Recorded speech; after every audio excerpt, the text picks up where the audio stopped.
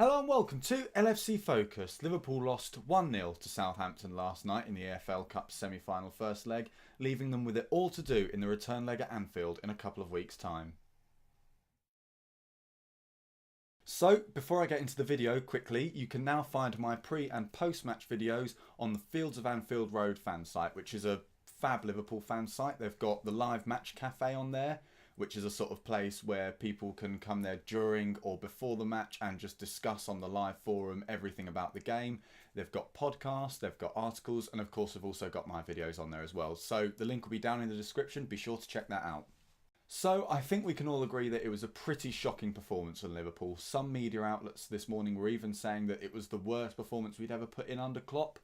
I wouldn't go that far because we had some pretty big horror shows last season, mainly around this time of the year as well, against teams like Newcastle, Watford and West Ham, where Liverpool were just as, if not worse than they were last night.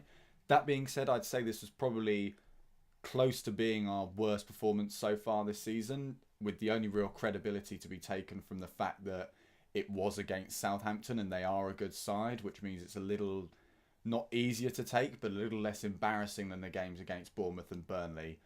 Man of the match, it has to be Loris Karius because he's the only player who really shows up for that game. And at the end of the day, if it isn't for him, Liverpool are completely out of this tie. They lose 3-0 or 4-0, as Klopp said after the match. So that was probably the one positive to take. The one big positive to take from the match was that he came back in and he looked confident and he looked completely different to the player that we saw before he came out of the side.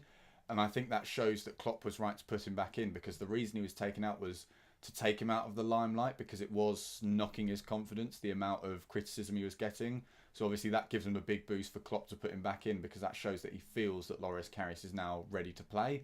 Obviously I said that I presumed that Mignolet would be playing this game instead of Karius, because Klopp switched from his cup keeper to his normal keeper last season.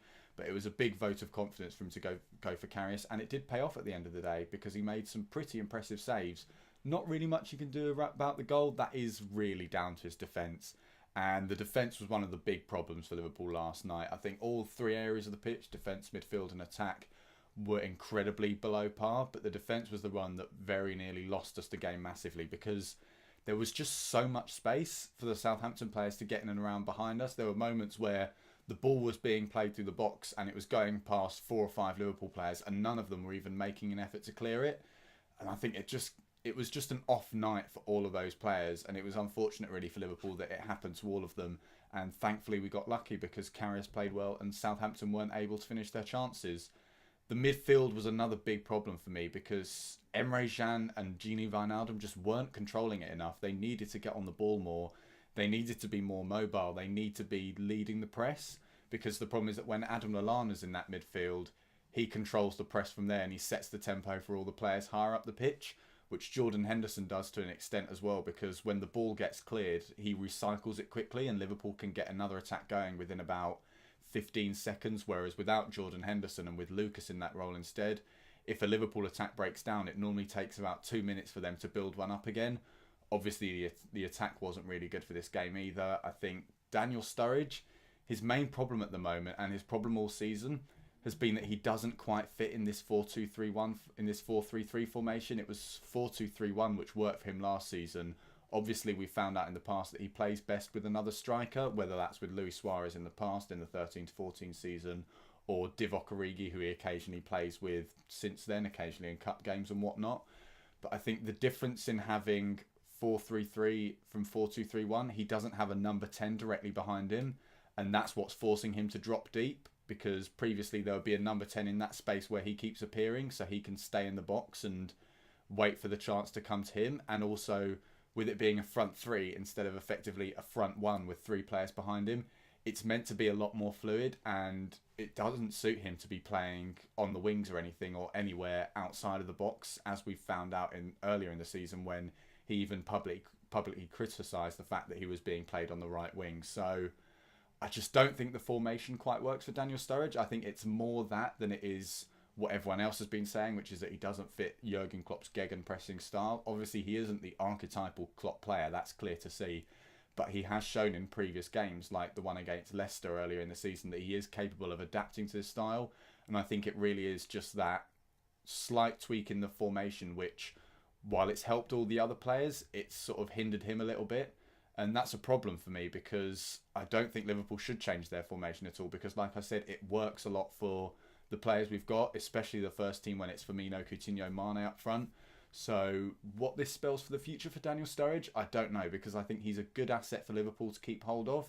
He's a brilliant finisher at the end of the day and a very talented footballer. So I think with Klopp's idea also that he likes to train players rather than sell and replace, I think he just needs maybe another pre-season to train Daniel Sturridge into this 4-3-3 formation, because we have to remember as well that with the Euros, Sturridge wasn't around for much of the pre-season. I think he got injured at some point as well. So he didn't have as much time as these other players did to adapt to this 4-3-3 formation. So like I said, it was a disappointing night for Liverpool, but at the end of the day, there are still a fair few positives to be taken. Loris Karius put in a good performance, which bodes well for the future, because obviously we all want him to be Liverpool's long-term first choice keeper in the future. Coutinho made a very good cameo appearance, and as soon as he came on, he completely changed the game for Liverpool. Obviously, because of the fact that he was only at about 70% and he was quite rusty, he wasn't able to help us find an equaliser or anything. But we looked a totally different team. There was just so much more pace when he came on, and he was breaking us out of this rhythm that we get into when we can't find a way through, which is just constant sideways passing. But when Coutinho's there, he's always looking for a forward pass, whether it comes off or not, and it just changes the dynamic of how the team play.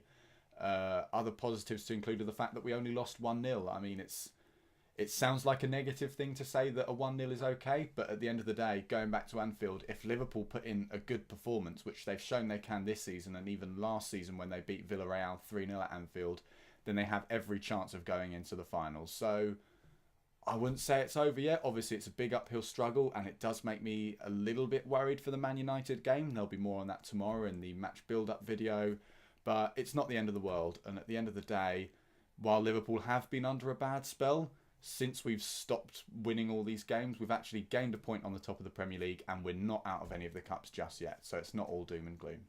So that's all for today's video. Thank you very much for watching. Don't forget to subscribe to the YouTube channel and leave a like if you enjoyed the video, and follow at LFC Focus TV on Twitter. I'll see you on Friday tomorrow for the match build-up video to Liverpool versus Manchester United. Bye for now.